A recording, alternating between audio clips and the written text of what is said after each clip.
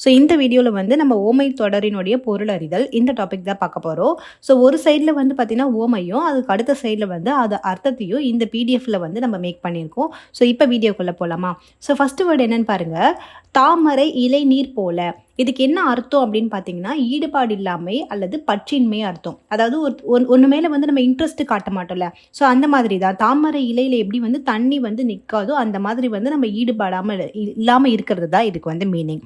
So அடுத்து பாருங்க, மழைமுகம் காணா பயிர் போல அப்படின்னா என்ன அர்த்தம் அப்படின்னு பார்த்தீங்கன்னா, ஒரு வாடும் நிலை இல்லைன்னா துன்ப நிலை அப்படின்னு சொல்கிறாங்க. அதாவது மழை இல்லாமல் பயிர் வந்து எப்படி வாடி போயிருக்கோ அந்த மாதிரி தான் இதுக்கு வந்து ஒரு அர்த்தம் வந்து வரும்.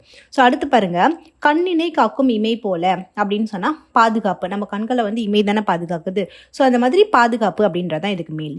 அடுத்து பாருங்கள், சிலை மேல் எழுத்து போல அப்படின்னா, ஒரு சிலை மேலே வந்து நம்ம எப்படி எழுதுவோம், அது மேலே செதுக்க தானே செய்வோம். ஸோ அந்த மாதிரி செதுக்குனா அது போகுமா, போகாதுல்ல.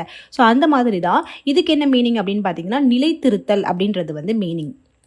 ஸோ அடுத்து பாருங்கள், கிணற்று தவளை போல அப்படின்னா உலகத்தை அறியாமை. ஸோ கிணத்துக்குள்ளே இருக்க தவளை என்ன நினச்சிக்கும் அப்படின்னு பார்த்தோன்னா, அதுதான் உலகம், ஒன்றுமே இல்லை அப்படின்ற மாதிரி நினச்சிக்கும். ஸோ அதே மாதிரி தான் உலகத்தை வந்து அறியாமல் இருக்கிறது, அதுதான் இதோடைய மீனிங். ஸோ அடுத்து பாருங்கள், எலியும் பூனையும் போல. ஸோ அப்படின்னா பகைவர்கள், ரெண்டு பேருமே எதிரியாக இருப்பாங்கல்ல, ஸோ பகைவர்கள் அப்படின்னு அர்த்தம். அடுத்து அச்சாணி இல்லாத தேர் போல அப்படின்னா வழிகாட்டி இல்லாத நிலை போல அப்படின்னு சொல்கிறாங்க. ஸோ அடுத்து பாருங்கள், பசுமறு தாண்டி போல அப்படின்னு சொன்னால் எளிதாக செயல்படுவது அப்படின்னு சொல்லி அர்த்தம். ஸோ அடுத்து வந்து மடை திறந்த வெள்ளம் போல அப்படின்னு சொன்னால் வேகமாக பரவுது. ஒரு மடையை திறந்து விட்டு அந்த வெள்ளம் எப்படி வந்து ஃபாஸ்ட்டாக போகுமோ, தண்ணி எப்படி ஃபாஸ்ட்டாக போகுமோ அந்த மாதிரி வேகமாக பரவுதல் அப்படின்னு சொல்லி இதுக்கு அர்த்தம். அடுத்து அடியற்ற மரம் போல அப்படின்னா, ஒரு மரத்தை வந்து ஒரு அடி இல்லைன்னா என்ன ஆகும், அது வந்து வலு இல்லாமல் ஆகிடும்ல. ஸோ அதுதான் இதோடைய மீனிங், வலு இழந்த நிலை போல. ஸோ அடுத்து பாருங்கள், கல் மேல் எழுத்து போல அப்படின்னு சொன்னால் அதுக்கு என்ன மீனிங், அழியாமல் நிலை பெறுதல். ஸோ இதுவுமே வந்து கிட்டத்தட்ட இந்த சிலையில் எப்படி நம்ம செதுக்கிறோமோ அதே மாதிரி தான். கல்லில் எழுதுனா என்ன ஆகும், அழியாமல் அப்படி தானே இருக்கும். ஸோ அதனால அழியாமல் நிலை பெறுதல் அப்படின்றதான் இதுக்கு மீனிங். அடுத்து நகமும் சதியும் போல. இது ரெண்டுமே எப்படி இருக்கும், நம்ம வரல எப்பவுமே ஒன்றா தான் இருக்கும்ல. ஸோ இணை பிரியாமல் இருக்கிறது அப்படின்னு சொல்கிறதா இதுக்கு மீனிங். அடுத்தது காட்டும் பளிங்கு போல அப்படின்னு சொன்னால் வெளிப்படுத்துதல் அப்படின்னு சொல்லி அர்த்தம் இதுக்கு. ஸோ அடுத்து பாருங்க, அலை ஓய்ந்த கடல் போல அப்படின்னு சொன்னால் ஒரு அமைதியான ஒரு நிலையை தான் அப்படி சொல்லுவாங்க. ஸோ அடுத்து இஞ்சி தின்ற குரங்கு போல அப்படின்னு சொன்னால் விழித்தல் அப்படின்றது அது திருன்னு முழிக்கிறது. ஸோ அதான் இதுக்கு அர்த்தம். அடுத்து பாருங்க, கயிறற்ற பட்டம் போல தவிப்பு அப்படின்னு சொன்னால் கயிறற்ற பட்டம் போல அப்படின்னு சொன்னால் ஒரு தவிப்பு, அப்படி இல்லைன்னா வேதனை அப்படின்னு அர்த்தம். கயிறு இல்லாமல் பட்டம் என்ன பண்ணிட்டு இருக்கோம், பறந்துட்டே எங்கே காற்றுல வந்து எங்கெங்கேயோ பறந்துட்டு போயிட்டு இருக்கோம்ல. ஸோ அதனால ஒரு வேதனை, ஒரு தவிப்பு அப்படின்றதா இதுக்கு அர்த்தம். அடுத்து அகழ்வாரை தாங்கும் நிலம் போல அப்படின்னு சொன்னால் ஒரு பொறுமை அப்படின்றதான் இதுக்கு வந்து மீனிங். ஸோ இது வந்து ஒரு திருக்குறளே இருக்குது, அகழ்வாரை தாங்கும் நிலம் போல அப்படின்னு சொல்லிட்டு. அடுத்து நண்பால் கலந்தீமையால் திரிதல் போல அப்படின்னா கெடுதல் அப்படின்னு அர்த்தம். ஒரு நல்ல பாலில் வந்து பார்த்தோன்னா ஏதாவது ஒரு இது கலந்தோம் அப்படின்னு பார்த்தோன்னா அது திரிஞ்சு போயிடும்ல. ஸோ அந்த மாதிரி கெட்டு போயிடும் அப்படின்றதான் இதுக்கு அர்த்தம். அடுத்து பாருங்க, மரப்பாவை நாணல் உயிர் மறுட்டல் போல அப்படின்னா மயங்குதல் அப்படின்னு சொல்லி அர்த்தம் இதுக்கு. ஸோ அடுத்து பாருங்க, அத்தி பூத்தார் போல அப்படின்னு சொன்னால் ஒரு அரிய செயல் அப்படின்னு அர்த்தம். அடுத்து அடியற்ற மரம் போல அப்படின்னு சொன்னால் வீழ்தல் அப்படின்னு அர்த்தம். ஸோ நெக்ஸ்ட்டு பாருங்கள், உடலும் உயிரும் போல. ஸோ இந்த முன்னாடி இருக்கிற ஓமை வந்து இதுக்கு முன்னாடி நம்ம வேறு விதமாக வந்து பார்த்தோம்ல. ஸோ அதே மாதிரி தான் இது வந்து வேறு விதமாக கேட்டிருக்காங்க, பட் மீனிங் வந்து ஒன்று தான். ஸோ அடுத்து வந்து பார்த்தீங்கன்னா, கல்மடை திறந்தார் போல அப்படின்னு சொன்னால் என்ன அர்த்தம் அப்படின்னு பார்த்தீங்கன்னா வெளியேறுதல் அப்படின்னு அர்த்தம். அடுத்து வந்து பகலவனை கண்ட பனி போல அப்படின்னா என்ன அர்த்தம் அப்படின்னு பார்த்தீங்கன்னா நீங்குதல் அப்படின்னு சொல்லி அர்த்தம். ஸோ அது ஏன்னா பகலவன்னா என்னது, சூரியனில். ஸோ சூரியன் வந்ததும் பனி வந்து அந்த இடத்துல இருக்குமானா இருக்காது, உருகி போயிடல. ஸோ அந்த மாதிரி நீங்குதல் அப்படின்றது தான் இதுக்கு அர்த்தம். அடுத்து உள்ளங்கை நெல்லிக்கனி போல அப்படின்னா தெளிவு அப்படின்னு சொல்லி அர்த்தம். அடுத்து பாருங்க, பேடிகை வாளாண்மை போல அப்படின்னு சொன்னால் என்ன அர்த்தம்னா முயற்சியின்மை, அப்படி இல்லைன்னா கெடுதல் அப்படின்னு சொல்லி அர்த்தம். அடுத்து புலியோடு சிலைத்த போல அப்படின்னு சொன்னால் என்ன அர்த்தம் அப்படின்னு பார்த்தீங்கன்னா எதிர்த்து போராடல் அப்படின்னு சொல்லி அர்த்தம். அடுத்து கடலில் கரைத்த காயம் போல அப்படின்னு சொன்னால் என்ன அர்த்தம்னா ஒரு பயனற்ற செயல் அப்படின்னு அர்த்தம். ஸோ அடுத்து வந்து கொடுக்கும் தேலாய் கொட்டுவதேன் அப்படின்னா என்ன அர்த்தம் அப்படின்னு பார்த்தீங்கன்னா வருத்தம் அப்படின்னு அர்த்தம். அடுத்து இடியோசை கேட்ட நாகம் போல அப்படின்னு சொன்னால் ஒரு நடுக்கம் அப்படின்றது தான் இதோடைய அர்த்தம். அடுத்து பாருங்க, செந்தமிழும் சுவையும் போல அப்படின்னு சொன்னால் ஒற்றுமையோடு இருக்கிறது தான் இதுக்கு வந்து மீனிங். ஸோ நெக்ஸ்ட் பாருங்க, தாயை கண்ட சேயை போல அப்படின்னு சொன்னால் மகிழ்ச்சி அப்படி இல்லைன்னா இன்பம் அப்படின்னு அர்த்தம். அடுத்து மழைக்கானா பயிர் போல அப்படின்னு சொன்னால் வாடுதல் அப்படின்னு அர்த்தம். ஸோ இதுக்கு முன்னாடி நம்ம பார்த்தோம்ல, ஸோ அதே மாதிரி தான். அடுத்து வந்து வேலியை பயிர் மேய்ந்தது போல அப்படின்னு சொன்னால் நயவஞ்சம் அப்படின்னு சொல்லிட்டு அர்த்தம். அடுத்து அன்றளர்ந்த மலர் போல அப்படின்னு சொன்னால் ஒரு புத்துணர்வு அப்படின்றத அர்த்தம். அடுத்து பாருங்க, அனலில் விழுந்த புழு போல அப்படின்னு சொன்னால் ஒரு வேதனை அடையிறது தான் இதுக்கு வந்து மீனிங். அடுத்து கண் கட்டு வித்தை போல அப்படின்னு சொன்னால் சூழ்ச்சி இல்லைன்னா மாயை தான் இதுக்கு அர்த்தம். அடுத்து பத்தரை மாற்று தங்கம் போல அப்படின்னு சொன்னால் ஒரு பெருமை அப்படின்னு இதுக்கு அர்த்தம். நெக்ஸ்ட் பாருங்க, நாயையும் பூனையும் போல அப்படின்னு சொன்னால் பகை. ஸோ இதுக்கு முன்னாடி எலியும் பூனையும் போல அப்படின்னு நம்ம சொன்னோம்ல, ஸோ எதிரி மாதிரி இருக்கிறது. ஸோ நாயும் பூனையும் போல அப்படின்னு சொன்னால் ஒரு பகைமை அப்படின்னு அர்த்தம். அடுத்து குன்றின் மேலிட்ட விளக்கு போல அப்படின்னு சொன்னால் பயனுடைமை அப்படின்னு அர்த்தம். அடுத்து பாருங்க, கனி இருப்ப காய் கவர்ந்தற்றது போல அப்படின்னு சொன்னால் என்னன்னா தேவையற்ற ஒரு செயல் அப்படின்னு சொல்கிறாங்க. அடுத்து இலைமறை காய் போல அப்படின்னு சொன்னால் வெளிப்படுதல் அப்படின்னு அர்த்தம். அடுத்து ஆலையில் அகப்பட்ட துரும்பு போல அப்படின்னு சொன்னால் துன்பம் அப்படின்னு அர்த்தம். நெக்ஸ்ட் பாருங்க, குரங்கு கையில் அகப்பட்ட பூமாலை போல அப்படின்னு சொன்னால் நாசம் அப்படின்னு அர்த்தம். அடுத்து செவிடன் காதில் ஊதிய சங்கு போல அப்படின்னு சொன்னால் அதுக்கு வந்து எந்த விதமான பயனும் இல்லை அப்படின்னு அர்த்தம். ஸோ பயனின்மை. அடுத்து பாருங்க, ஞாயிறு கண்ட தாமரை போல அப்படின்னு சொன்னால் மகிழ்ச்சி. ஸோ ஞாயிறுனா நம்மளுக்கு தெரியும் சூரியன். ஸோ அதை கண்ட தாமரை போல அப்படின்னா மகிழ்ச்சின்னு அர்த்தம்.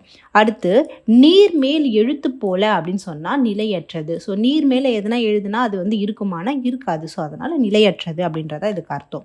ஸோ அடுத்து பாருங்க, பழம் நழுவி பாலில் விழுந்தது போல அப்படின்னா இன்ப மிகுதி அப்படின்னு அர்த்தம். அடுத்து வெந்த புண்ணில் வேல் பாய்ச்சுவது போல அப்படின்னு சொன்னால் ஒரு வருத்தமுடைய ஒரு செயல் அப்படின்னு அர்த்தம்.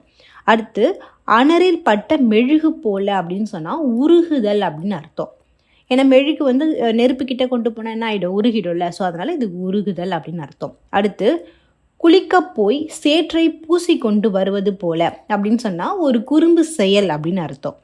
அடுத்து பொன் மலர் மனம் பெற்றது போல அப்படின்னு சொன்னால் அறிவு சேரும் செல்வம் அப்படின்னு அர்த்தம். அடுத்து உமிக்குற்றி கை சலித்தது போல அப்படின்னு சொன்னால் வருத்தம், அதான் இதுக்கு அர்த்தம். ஸோ அடுத்து பாருங்க, இந்த இடத்துல 2 நம்ம வருத்தம் பார்த்துருப்போம். வெந்த பொண்ணில் வேல் பாய்ச்சுவது போலவும் வருத்தம் தான் வரும். உமிக்குற்றி கை சலித்தது போல அதுவும் வருத்தம் தான் வரும்.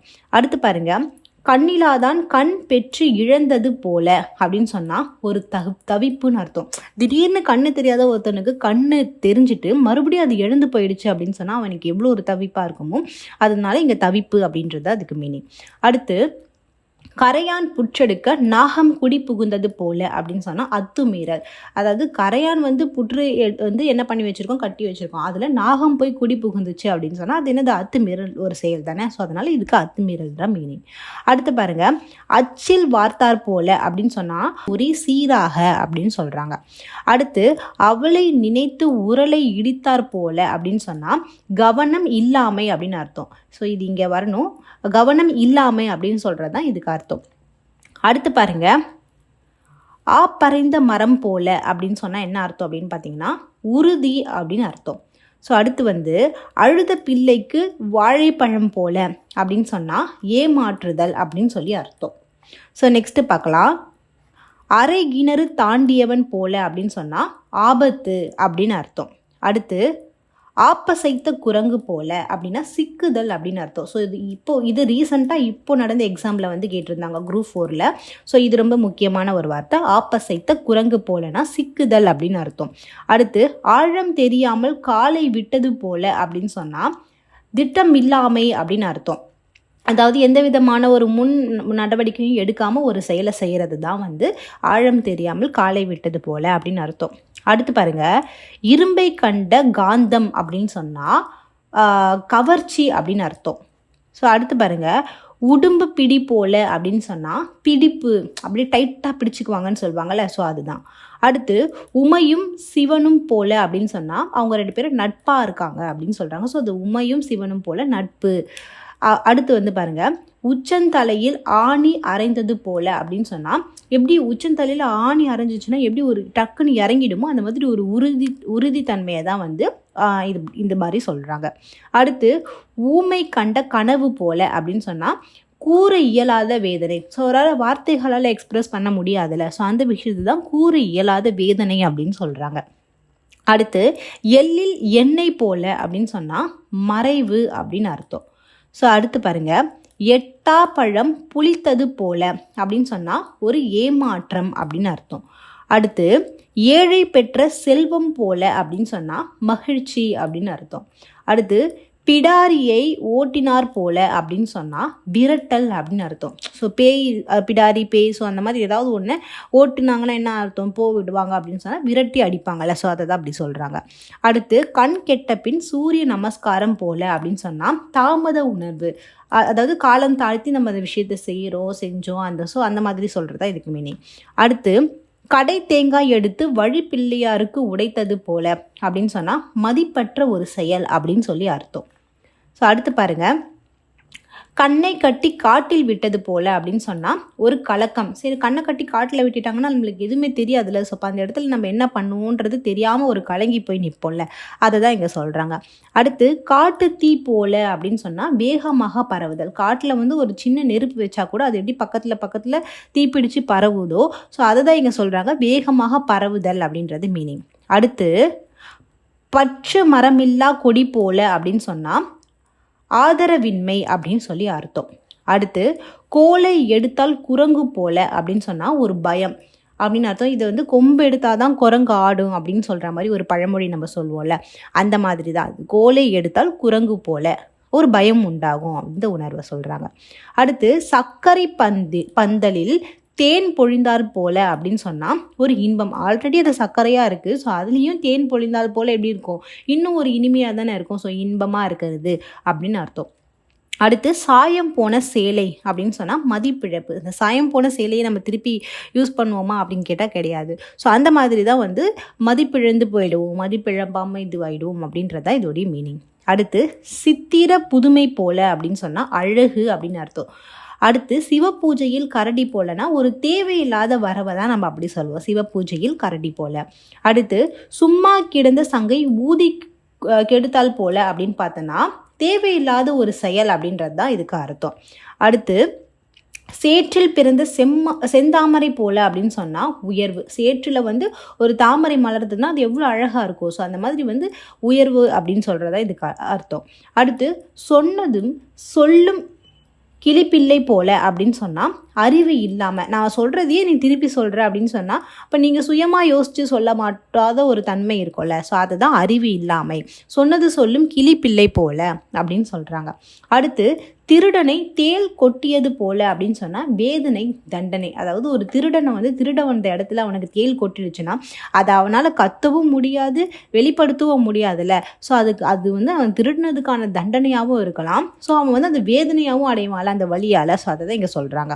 அடுத்து தோன்றி மறையும் வானவில் போல அப்படின்னு சொன்னால் நிலையற்றது. ஸோ வானவில் அப்படின்றது கொஞ்சம் நேரத்துக்கு தான் டக்குன்னு வந்து மறைஞ்சிடும்ல, ஸோ நிலையற்ற ஒரு விஷயம் அப்படின்னு சொல்கிறாங்க. அடுத்து லாஸ்ட்டாக பாருங்கள், நத்தைக்குள் முத்து போல அப்படின்னு சொன்னால் உயர்வு அப்படின்னு அர்த்தம். அடுத்து நான் அறுத்த வில் போல அப்படின்னு சொன்னால் பயனற்ற ஒரு செயல் அப்படின்னு சொல்கிறாங்க. அடுத்து தொட்டனை தூரும் மணக்கேணி போல, ஸோ இது வந்து ஒரு திருக்குறளில் கூட வரும், ஸோ இதுக்கு வந்து அறிவு அப்படின்னு அர்த்தம். அடுத்து நீருக்குள் பாசி போல அப்படின்னு சொன்னால் நட்பு அப்படின்னு அர்த்தம். அடுத்து பாருங்கள், பசுத்தோல் போர்த்திய புலி போலனா நயவஞ்சகம் அப்படின்னு அர்த்தம். தாயை போல அப்படின்னு, தாயை போல் பிள்ளை அப்படின்னு சொன்னால் ஒரு தொடர்பு அப்படின்னா ஒற்றுமை அப்படின்னு அர்த்தம். ஸோ இந்த வீடியோவில் வந்து நம்ம ஓமை தொடரினுடைய பொருள் அறிதல் வந்து கிட்டத்தட்ட எல்லாமே எக்ஸாம் பாயிண்ட் ஆஃப் வியூவில் என்னென்ன கேட்பாங்க அப்படின்றத வந்து நம்ம பார்த்துட்டோம். ஸோ இந்த வீடியோ வந்து உங்களுக்கு ஹெல்ப்ஃபுல்லாக இருக்கும்னு நினைக்கிறேன். ஸோ இதே மாதிரி நம்ம சேனலில் தொடர்ந்து வந்து பார்த்திங்கன்னா நம்ம குரூப் 2-2Aக்கு வந்து எல்லா மெட்டீரியல்ஸும் வந்து போட போகிறோம். கண்டிப்பாக நம்ம சேனலில் வந்து தொடர்ந்து பார்த்துட்டே இருங்க. தேங்க்யூ.